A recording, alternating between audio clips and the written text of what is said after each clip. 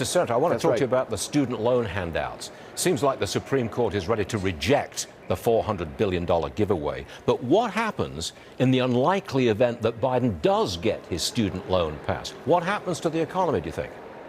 I think one for, the Committee for Responsible Federal Budget said it would meaningfully increase inflation, and that's a left of center organization. So for sure you'll have an inflationary impact. You send a message to everybody in this country that borrows money for student loans, you're not going to have to pay it back.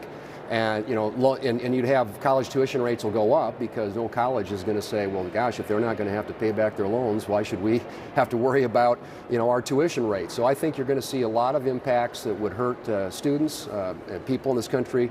But maybe most importantly, Stuart, it's the Americans in this country are going to be paying for this. The hardworking taxpayers who didn't get a chance to go to college or perhaps paid back their loans are now going to be subsidizing and underwriting this president's $1 trillion giveaway to people in this country if he gets away with forgiving all the student debt. I mean, this is an astounding thing. Crazy it really stuff. is. I'm sure you saw this, but outside the Supreme Court, as the Supremes were looking at the student loan, we had Randy Weingarten in an extraordinary, I call it extraordinary, rant. I'm sure you saw it. What do you think of that? What do you think parents think when they see the head of the teachers union behaving like that?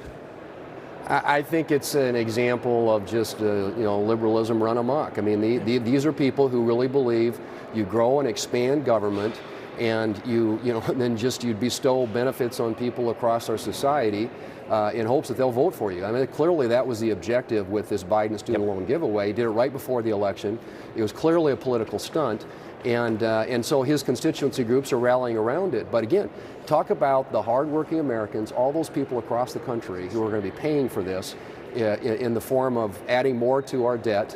And then the message it sends. I mean, we're a country that's built around the twin principles of personal freedom coupled with individual responsibility. Exactly. The message that you aren't going to have to pay back the money that you borrow, I think has tremendous shock waves and a ripple effect into the future in our economy. I hope the times are a-changing. Senator John Thune, so. thank you very much for being with us, sir. Always appreciate it. Thanks, Stuart. Yes, You sir. bet.